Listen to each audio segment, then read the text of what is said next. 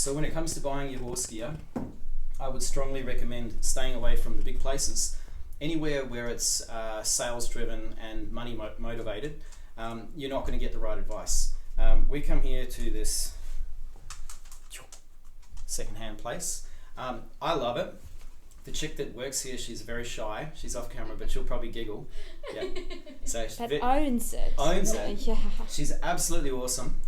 She is a truly passionate, empathetic, ethical, caring horse owner first and foremost. She's passionate about her saddle fit. Every saddle she sells from this place, she goes and fits, and she will not sell a saddle unless it fits the horse and the rider. I just don't think you're going to find that in a place that has 25 staff and sales goals.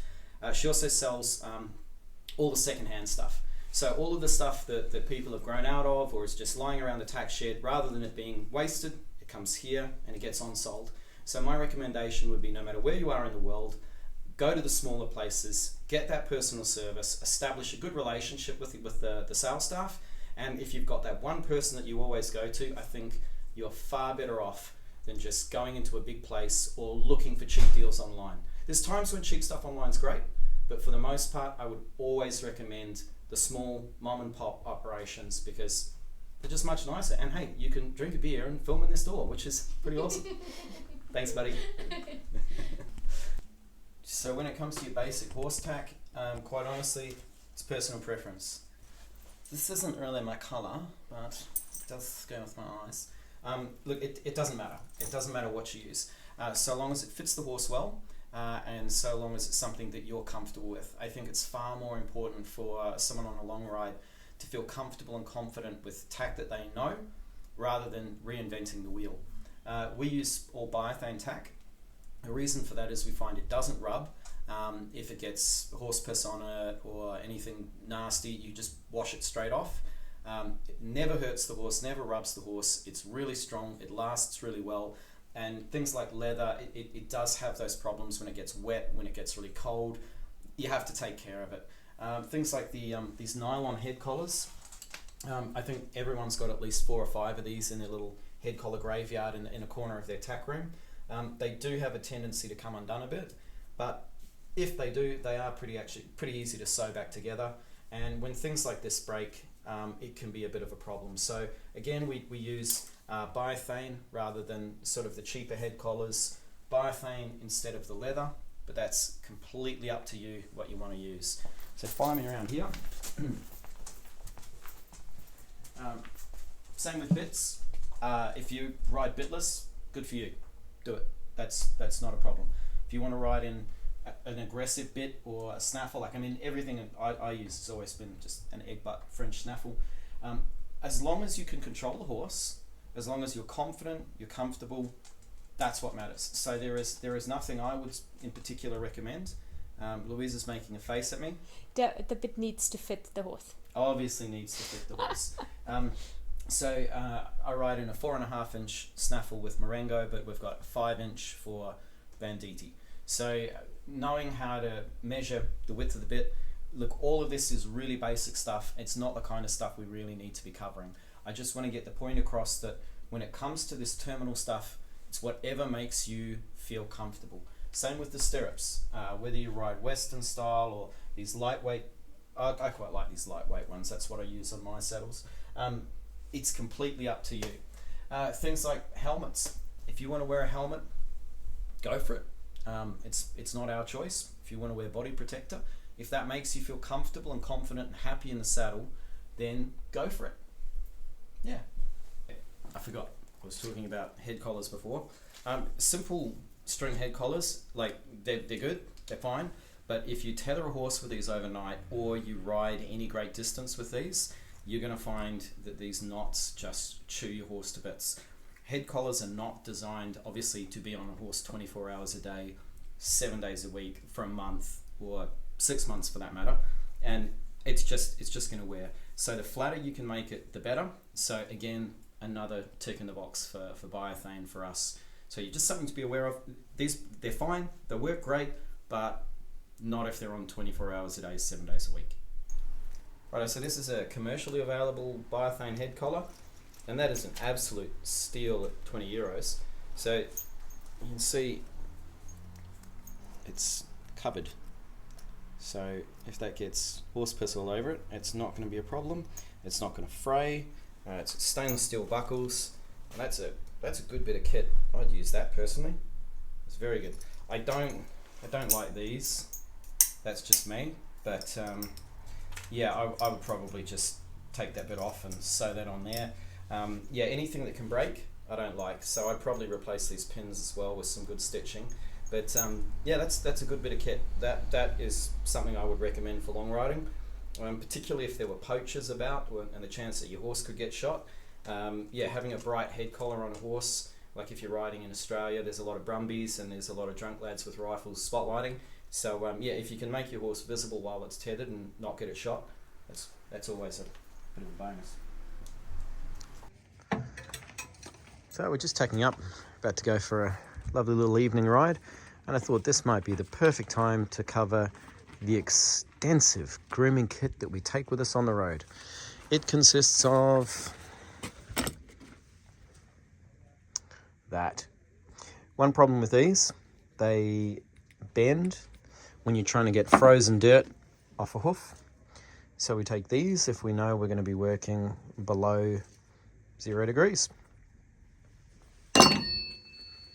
Magic brush. That's it. That's all we take on the road.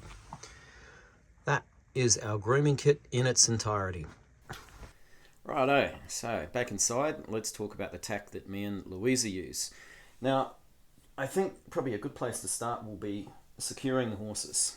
So the main way we secure the horses at night is using a tether. Now, believe it or not, tethers are actually illegal in a lot of countries, but no one will bother you if you're doing it ethically and nicely. A lot of the places you'll go where tethers are very common, like Mongolia and Middle Asia, they'll make their tether spike out of reinforcing bar. Now what they'll do is they'll just heat it up, they'll bend the top, and then they'll quench it. The problem is when you take something hot made out of metal and you put it in cold water, which is called quenching, you make it very strong, but you also make it very brittle. So if you're making a tether spike at home or getting one made, you need to do what's called heat treating it. And that heat treating process is called tempering. So you heat the steel up, you bend it to the shape you want, or you weld your eyelet on like what we do with ours. You then quench it in cold water. Then you heat it up again, just a gas axe or gas torch, anything like that. Heat it up till it's the same temperature as it was when it was bent, and then you let it cool slowly. This way it won't be brittle anymore, it'll still be hard, and you'll have a spike that will last a long time. So I make these ones out of stainless steel, and I attach a nice big swivel to them, and I make them out of this wonderful stuff called biothane. So this has a breaking strain of 280 kilos, but it will actually break probably quite a bit before that at one of the points where I sew it. So I just sew it with a heavy thread. Now the reason I want it to break is I don't want to break my horse. I put it, attach it to the horse on its head collar, and I clip it on a piece of nylon, which can also break. That can unpop at its stitching. And I use a tether as basically a boundary. It's a boundary that I put there for my horse. We establish boundaries in everything we do with horses. Horses move away from pressure.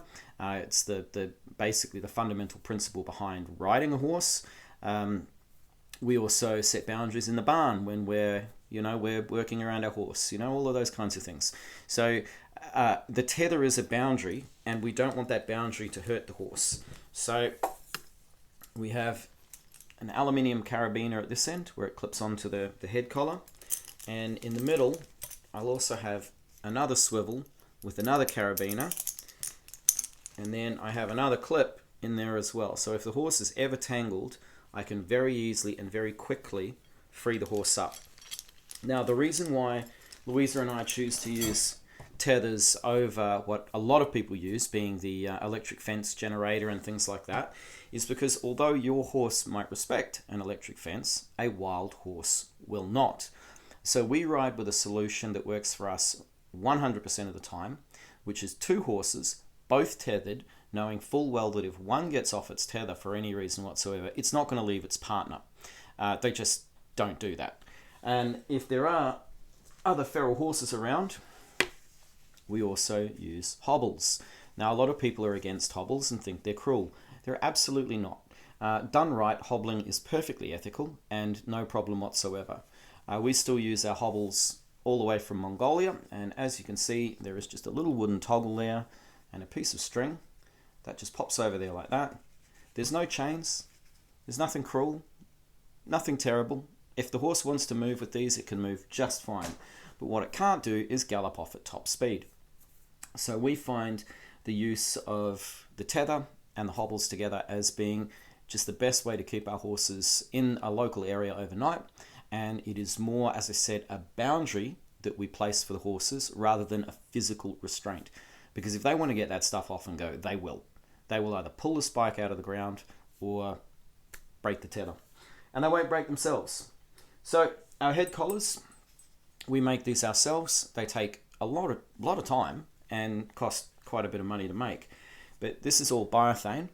And we've found that biothane, it is the least abrasive on the horse. It really just doesn't bother them at all. And we can have these head collars on 24 hours a day, 7 days a week for months and months and months without any issues whatsoever on the horse. There's basically nothing that can break. And if it does break, we simply just sew it back together using our repair kit. The only point there is a single clip is just there, and that's the one that goes over the horse's head. Every other point that can break, I've removed. So we find them to be absolutely fantastic. Now, the bridle. I ride in about as simple as a bridle as you can get, short of maybe a war bridle. It is just one strap. There are no buckles. Now, a buckle can wear. It's a point where it can rub on a horse. I have no buckles.